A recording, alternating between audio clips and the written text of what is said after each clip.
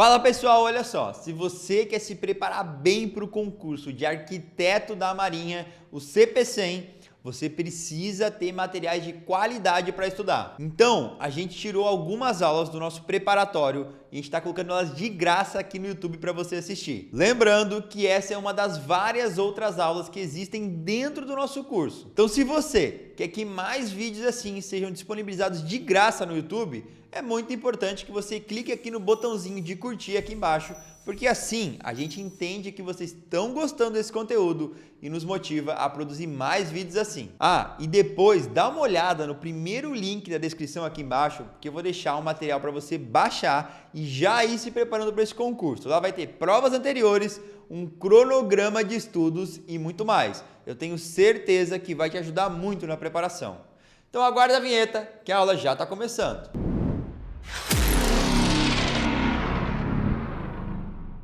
Olá, bem-vindo ao curso de preparação para concursos em que são exigidos conhecimentos em engenharia civil. Na aula 2, iremos estudar o dimensionamento de vigas de concreto armado à flexão normal simples, para a armadura simples.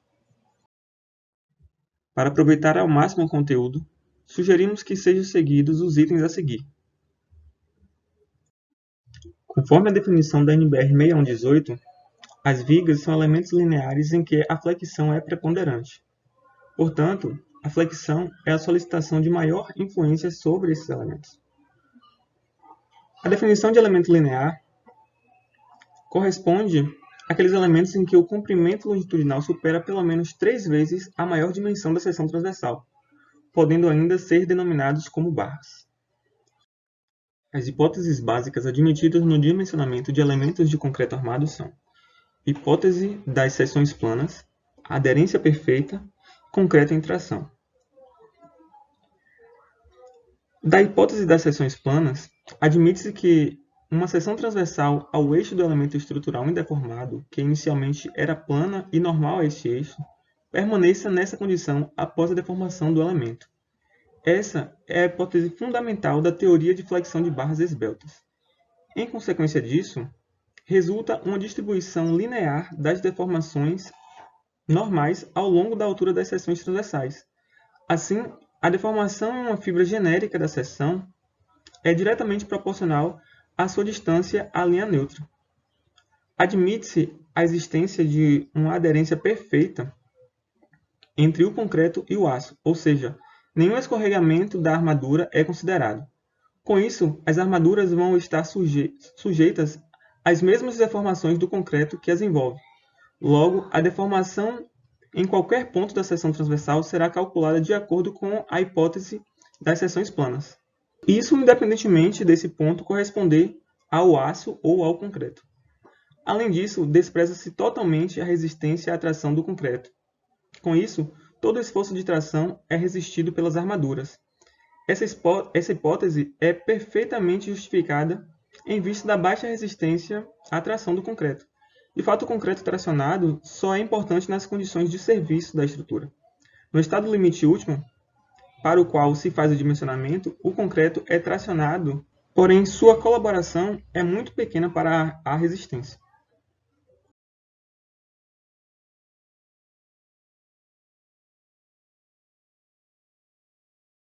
Conforme estabelecido pela NBR 6118, as ações a se considerar classificam em permanentes, dentre elas tem-se as diretas e as indiretas. Das diretas podemos destacar peso próprio, peso dos elementos construtivos fixos e das instalações permanentes e empuxos permanentes. Das indiretas, retração, fluência, deslocamentos de apoio, imperfeições geométricas e proteção. Além disso, tem as ações variáveis, também divididas em diretas e indiretas.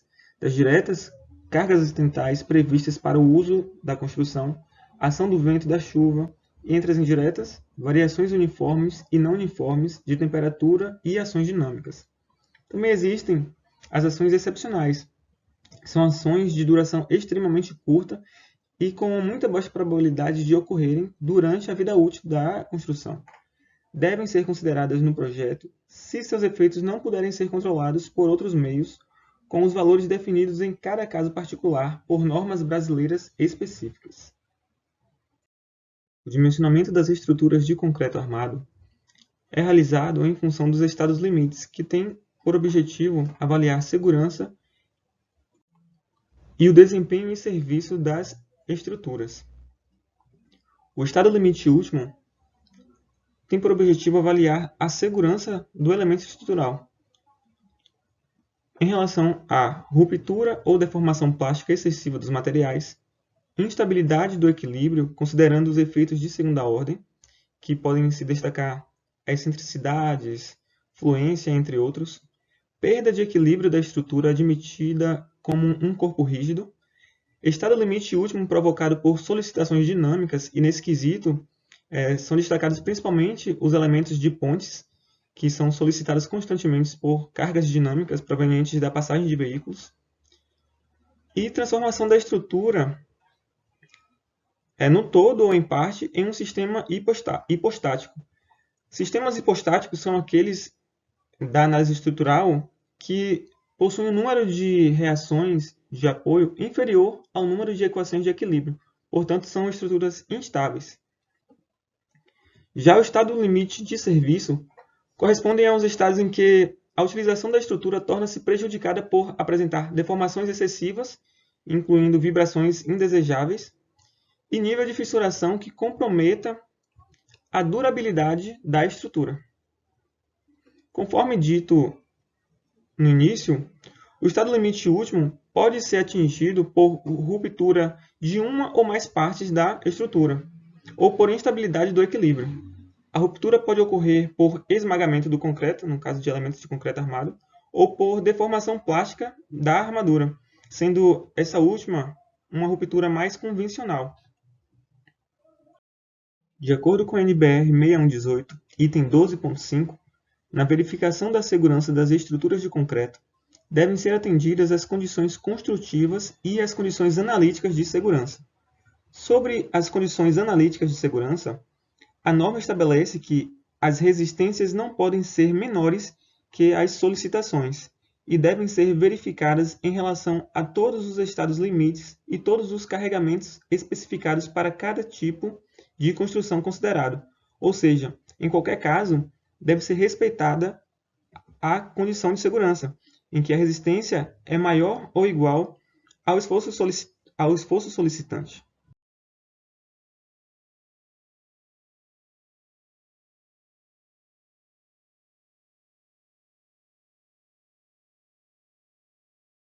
Portanto, salvo em situações em que o estado limite de serviço se torna preponderante para a análise da estrutura, os elementos de concreto armado, em geral, são dimensionados no estado limite último, onde são realizadas as verificações de segurança, relacionadas à ruptura ou deformação plástica excessiva dos materiais, instabilidade do equilíbrio considerando os efeitos de segunda ordem, perda de estabilidade da estrutura admitida como um corpo rígido, estado limite último provocado por solicitações dinâmicas, transformação da estrutura no todo ou em parte em um sistema hipostático.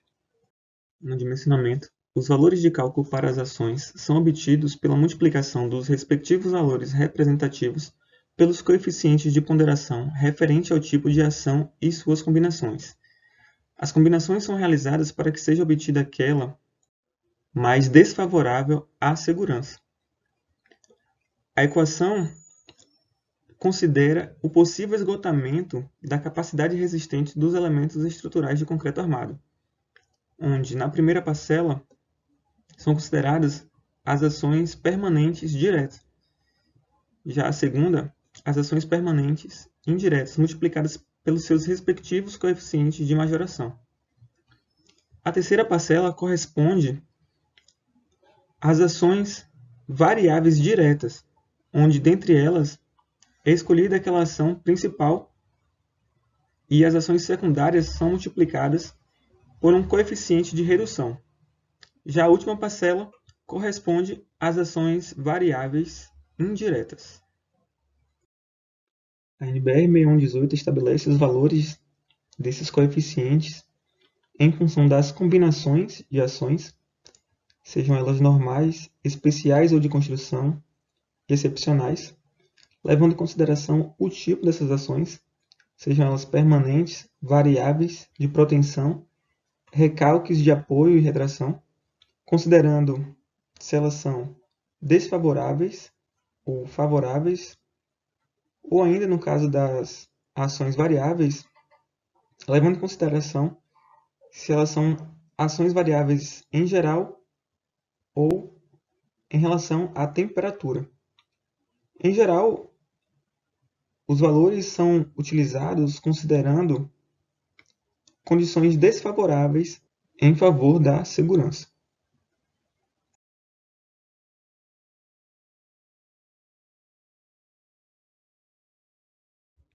Em relação aos coeficientes de redução das ações, a norma diferencia valores considerando cargas acidentais de edifícios, de vento e temperatura.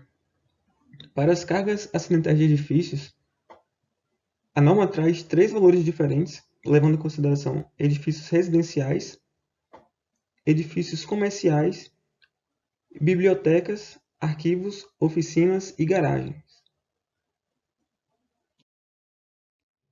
Em relação aos domínios de dimensionamento, o que determina em que domínio de deformação a peça de concreto armado está é a altura da linha neutra. Nos domínios 1 e 2,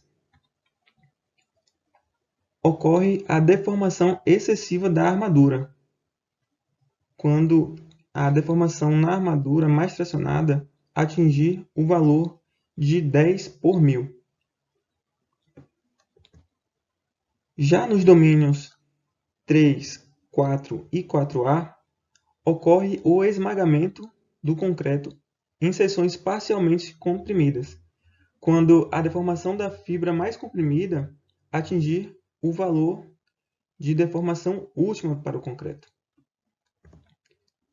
Já no domínio 5, ocorre o esmagamento do concreto em seções totalmente comprimidas, que é quando a deformação na fibra situada a uma distância kH da borda mais comprimida atingir o valor de deformação de escoamento, sendo h a altura da seção.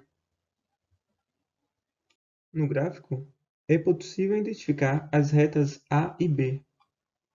A reta A representa as situações onde a peça sofrerá tração equilibrada, não havendo linha neutra. Já na extrema direita do gráfico, a reta vertical B representa as situações onde a peça sofrerá compressão equilibrada, também não havendo linha neutra. Já o domínio 2, a borda superior está comprimida e a borda inferior está tracionada. No entanto, a linha neutra está localizada em algum ponto entre a borda superior, correspondendo a x igual a 0D, sendo D a distância, a altura útil da seção de concreto, tomada como a distância da fibra mais comprimida até o centro de gravidade da armadura, e a 25,9% de D, onde x é igual a 0,259D. Domínio 3, a borda superior da peça está comprimida e a borda inferior está tracionada, mas a linha neutra está localizada em algum ponto entre 25,9% de D e 62,8% de D. Entretanto, a NBR 6118 delimita que as vigas de concreto têm a altura da linha neutra limitada até 45% da altura útil. No domínio 4, a compressão da peça é maior que a tração, ou seja, a linha neutra está localizada abaixo de 62,8% da altura útil. Quando a linha neutra está localizada entre a armadura positiva e a borda inferior da peça, dizemos que a peça está no domínio 4A.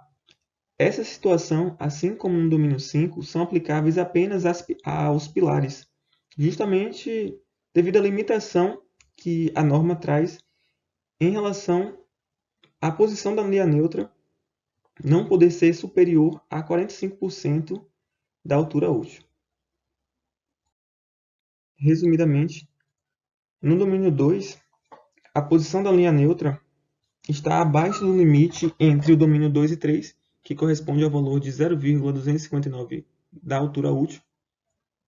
No domínio 3, a posição da linha neutra está entre o limite inferior e superior, onde o superior corresponde a 0,628D. E no domínio 4, a posição da linha neutra está acima do limite estabelecido para o domínio 3 e abaixo do valor da altura útil da peça. A seção que atinge o estado limite útil nos domínios 2 e 3 é dita subarmada ou normalmente armada, respectivamente. O tipo de ruptura nesses domínios é dúctil, com aviso prévio. Quando o estado limite último é atingido no domínio 4, a seção é dita superarmada. Trata-se de situação antieconômica, pois a armadura não é explorada integralmente e a ruptura se dá de forma frágil, sem um aviso prévio. Então, por isso, procura-se evitar o dimensionamento neste domínio. Segundo a NBR 6118, a capacidade de rotação dos elementos estruturais é função da posição da linha neutra no estado limite último. Quanto menor for a relação entre a posição da linha neutra e a altura útil da seção, tanto maior será essa capacidade. Para proporcionar o adequado comportamento dúctil em vigas e lajes, a posição da linha neutra no estado limite último deve obedecer os seguintes limites estabelecidos. A relação deve ser menor ou igual a 0,45 para concretos com FCK menor ou igual a 50 MPa, e essa relação deve ser menor ou igual a 0,35 para concretos com FCK entre 50 MPa e 90 MPa. Esses limites podem ser alterados se forem utilizados detalhes especiais de armaduras, como, por exemplo, os que produzem confinamento nessas regiões. Para o pré-dimensionamento das vigas de concreto armado, a NBR 6118 estabelece os valores máximos e mínimos a serem utilizados. Em relação à largura, é recomendada uma largura mínima de 12 cm, sendo possível reduzir esse valor para 10 cm em casos específicos. Em relação ao vão efetivo, ele é calculado como a distância entre as faces dos pilares de apoio, somados as parcelas de A1 e A2, onde A1 deve ser menor ou igual à espessura do pilar, dividido por 2, ou 0,3 da altura da viga, e A2 deve ser menor ou igual à espessura do apoio 2, dividido por 2, ou 0,3 da altura da viga. Já a altura, ela deve ser maior ou igual ao comprimento efetivo dividido por 12, ou 25 cm. A mesma coisa para a altura 2, deve ser maior ou igual ao comprimento efetivo do trecho 2 dividido por 12, ou ainda 25 cm.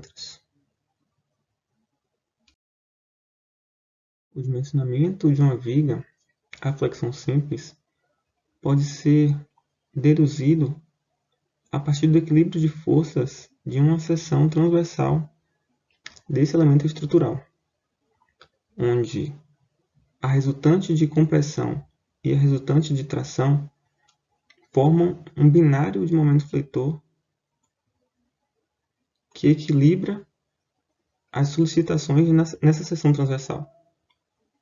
Com isso, pelas equações de equilíbrio, é possível obter a posição da linha neutra em função da altura útil, do momento solicitante e das características do concreto. No dimensionamento de vigas com seção T, o equilíbrio de forças ocorre em duas situações distintas. A primeira, a área comprimida está limitada à altura da mesa, Já na segunda, a área comprimida está além da altura da mesa, conforme será visto posteriormente.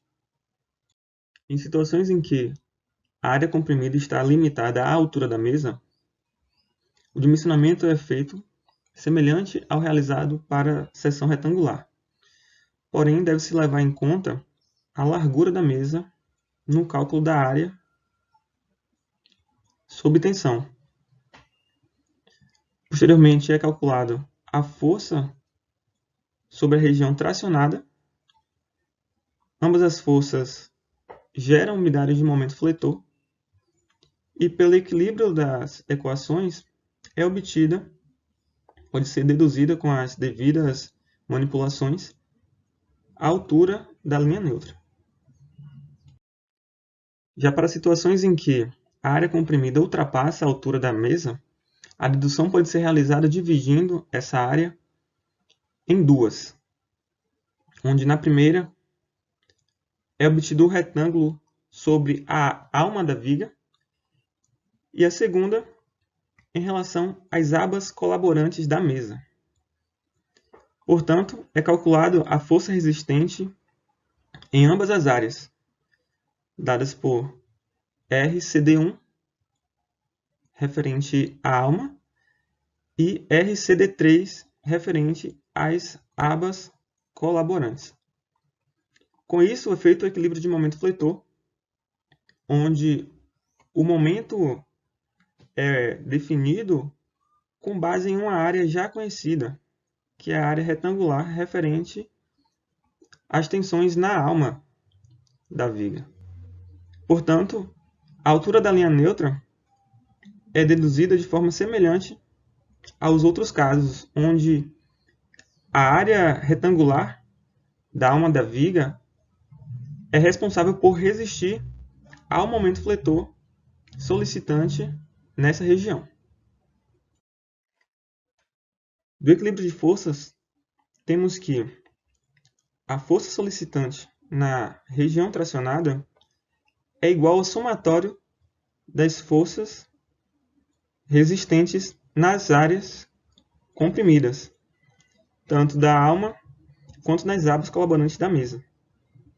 Portanto, a área de aço é dada em função dessas forças das áreas comprimidas.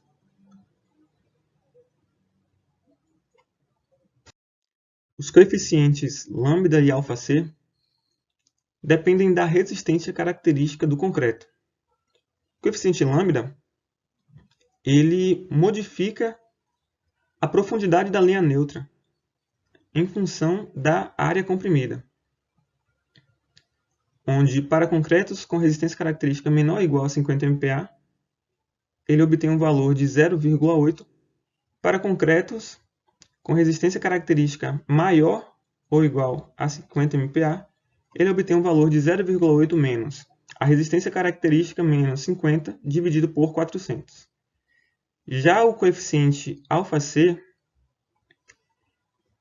ele se dá devido ao efeito Rush, que diz que sob a ação de cargas de longa duração, a resistência do concreto fica reduzida de 0,85 se a resistência característica for menor ou igual a 50 MPa,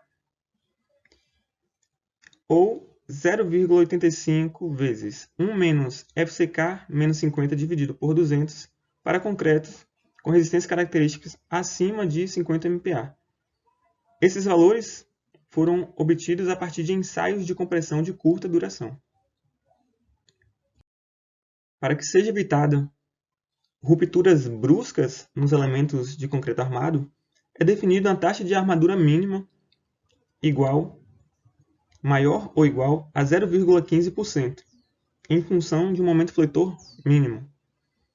Já para que sejam atendidas as condições construtivas desses elementos, principalmente para que se garanta a passagem dos agregados graúdos por entre as barras, é definida uma taxa de armadura máxima, menor ou igual a 4%. Iremos aplicar os conhecimentos obtidos até aqui através da resolução da questão 8, obtida do concurso da Marinha para engenheiro civil ano de 2019. Vamos ao enunciado.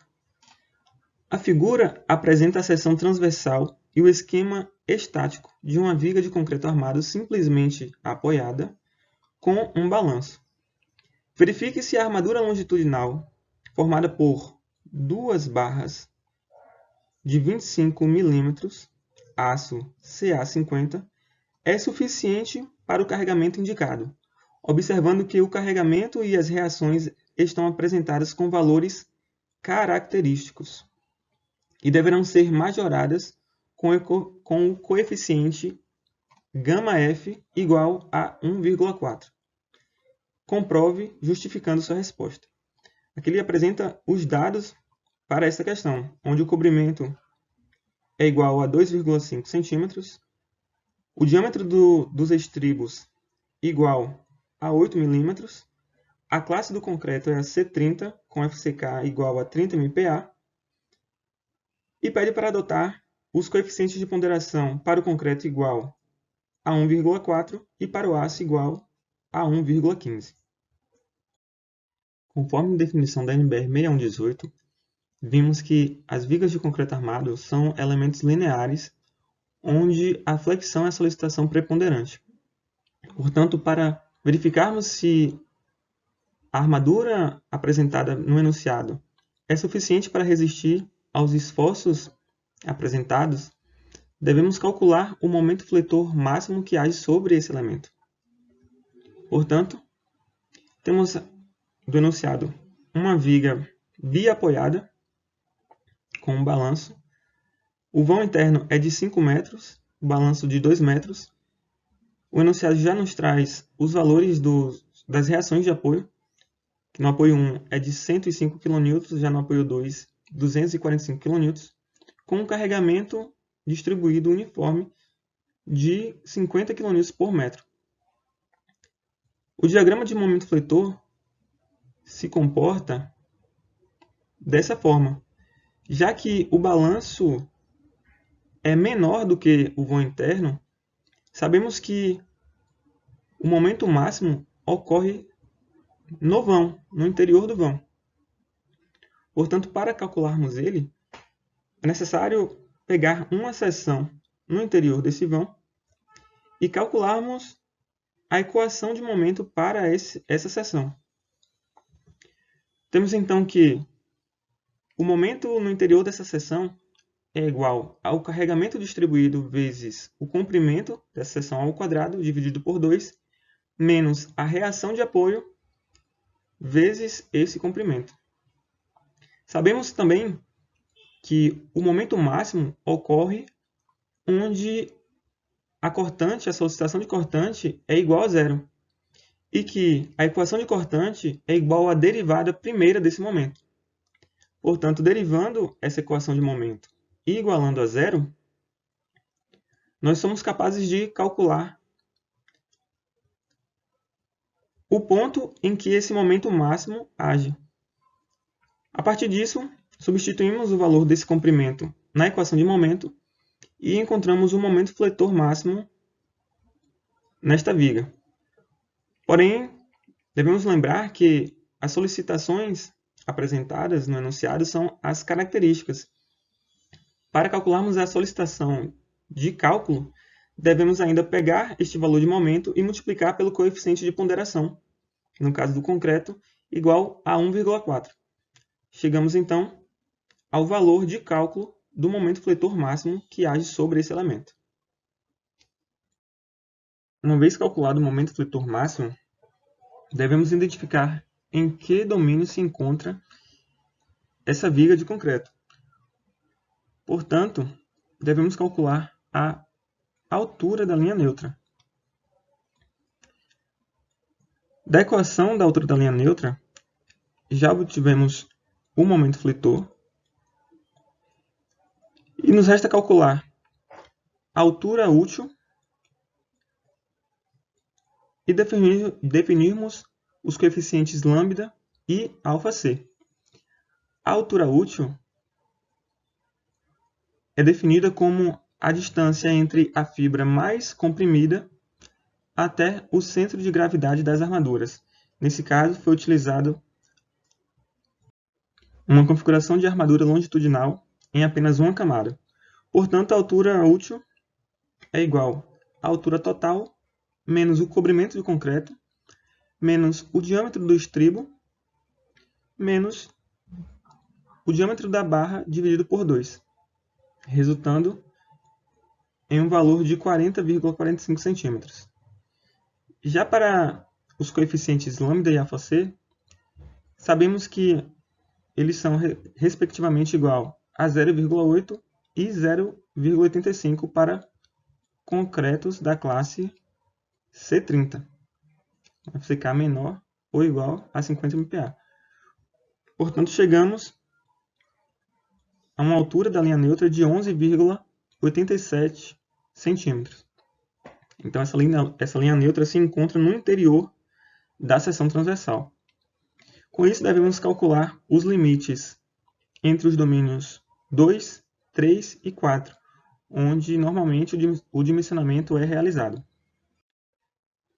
Então, com os valores que caracterizam esses limites, temos que o limite entre o domínio 2 e 3 é dado por 0,259 vezes d.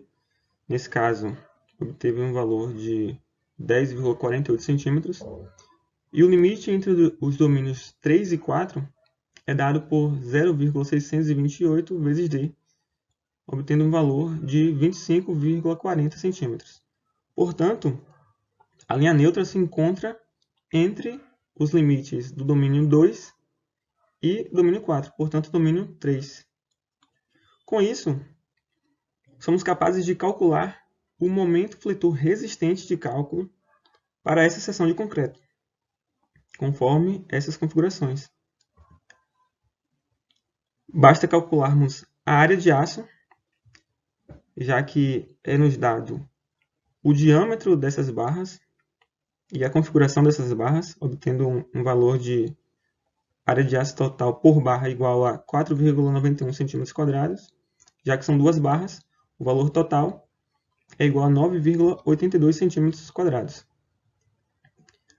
Chegamos ao resultado em que o momento resistente é igual a 15.244,9 kNc e o momento solicitante igual a 15.435 kNc, o que nos permite confirmar que não é possível afirmar que a configuração é suficiente, pois a condição de segurança não é atendida.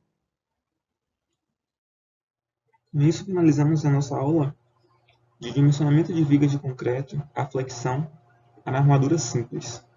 Até a próxima, bons estudos! E aí, curtiu? Então não esquece de se inscrever no nosso canal para ser notificado de mais vídeos como esse. Aqui do lado você está vendo um vídeo recomendado que pode te ajudar ainda mais na sua preparação. Então dá uma conferida também, porque eu sei que pode fazer a diferença nos seus estudos. Outra coisa, caso você queira saber um pouco mais sobre o nosso preparatório, é só ir nos links aqui embaixo na descrição que nós vamos te ajudar a conquistar a aprovação e a vestir a famosa farda branca. Te vejo lá!